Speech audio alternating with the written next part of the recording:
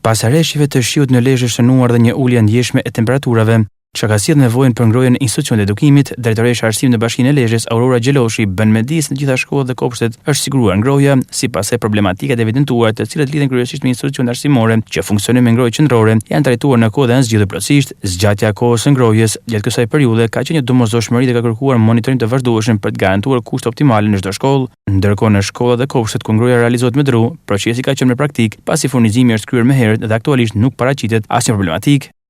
Atëherë, drejtoria arsimore pranë Bashkisë së Lezhës ka patur në fokusin e saj ngrohjen edhe funksionimin të gjitha problematikave të vjetra edhe të evidentuara rishtas sidomos në shkolla dhe në kopshte, sepse është një pikë sensitive dhe është në fokusin tonë kryesor. Problematikat që janë zgjidhur këtë vit ka qenë shkolla e Shënkollit, e cila është vënë në rifunksion në Kaldaja atje. Shkolla Gjergj Fishta, e cila tani është në ambientet e ish gjimnazit për shkak se shkolla po rikonstruktohet, është vënë në funksion total, janë zgjedhur disa problematika në shkollën Kosova dhe të gjitha kaldajat e tjera në shkolla kontrollohen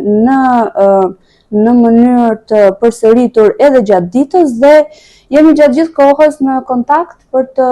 evidentuar dhe për të ndjekur të gjitha problematikat. Shkollat që kanë ngrohje me dru janë shkollat më pak problematike për ne, për shkak se furnizimi me dru është siguruar 3-4 ditë para se të mbarojë furnizimi aktual, ne njoftohemi, bëhet furnizimi dhe shqetësimet në shkollat rurale kanë qenë minimale. Unë vetë personalisht bashkë me stafin kam shkuar i kontrolloj, jam gjatë gjithë kohës në ndjekje edhe në komunikim me drejtorët, kështu që shkollat me ngrohje me dru janë shkollat më pak problematike dhe për cilat ne jemi të qetë. Problematikat që na shfaqen janë kryesisht në shkollat që janë me kaldaja për shkak të